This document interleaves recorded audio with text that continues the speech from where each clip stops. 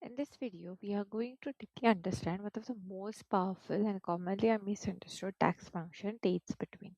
This function is essential for building custom time periods, YTD, MTD, QTD logic, running the calculations, business specific date ranges. By the end of this video, you'll know when to use dates between, how it works internally, and how to avoid common mistakes.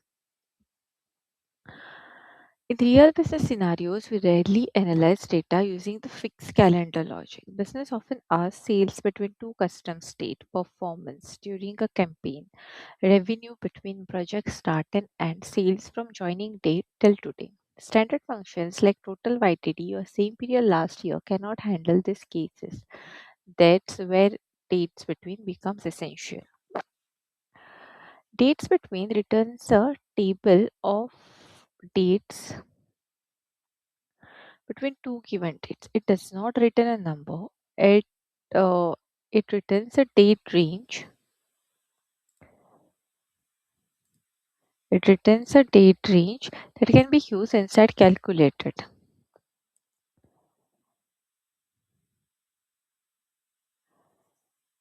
For the syntax here, we use like dates in between. Then there will be a dates and a start date and an end date.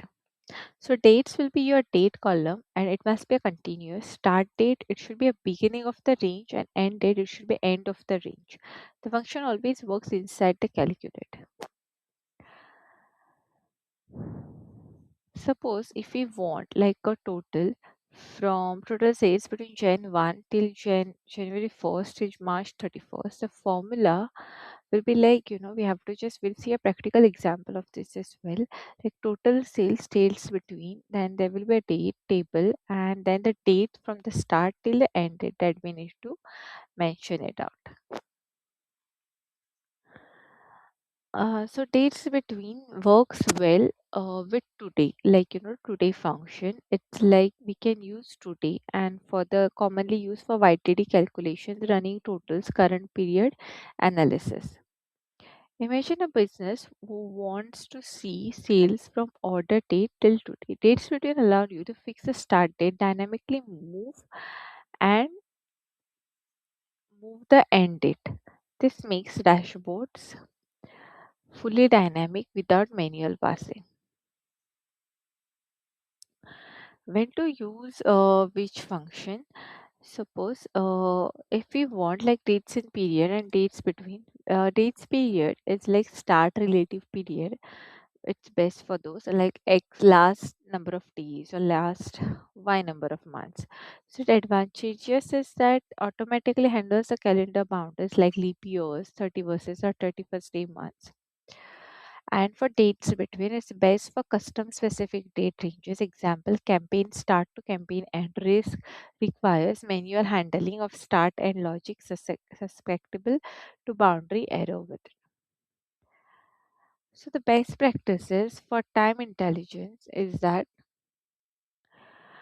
we have to have the start and end date, which are both included, and use n minus 1 for rolling periods, and watch granularity, subtracting months from a specific date. Example, the 30th, or results a specific date, potentially slicing a month in half. Validate with tables. Always compare your measures against raw rows to verify the range. We will see everything of this into our practical session as well. Now let's understand about dates between function. Okay, so we have this date in between a measure that is created, but we'll just create a date between the function. Okay, so here we'll just create a new measure. uh, don't want a column, we want a new measure.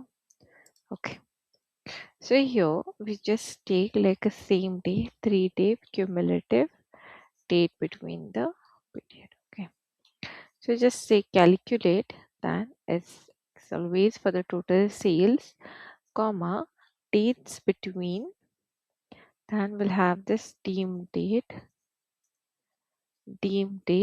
comma, date dot date.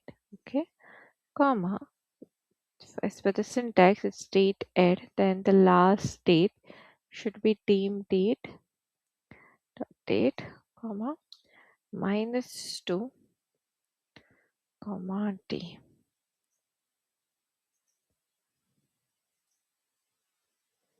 comma d comma last day comma. Okay, let's close this as well. Comma last date, then name date dot date. Just have this. So from here, we just to understand in clarity, we just press Alt Enter. Okay, and then we'll say commit. You can see we have this data as well. Okay, it is again going into a chart, but we want it here. So I'll just say 3-day cumulative. Okay.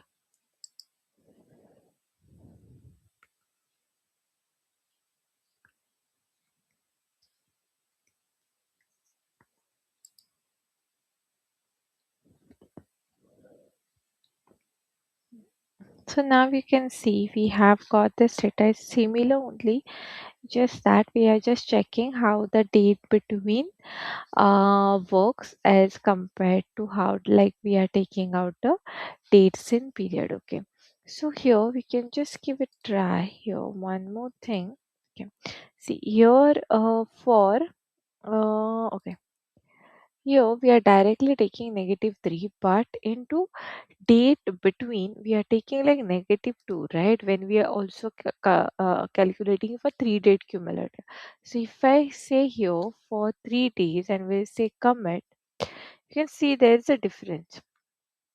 Okay, so what is happening is that it is adding up these three. Okay, so it should be like it's adding these all three and it is giving us this particular total. But if we see this is -2, which is a correct one, we are getting the result as for the dates in period and date between. Okay, so basically like the date between and dates in period does the same work, but it is just as per requirement we can use it in a project or like the report that we will be creating. Okay, so this is all about like dates between, and hope you guys have understood this video. Thanks for watching.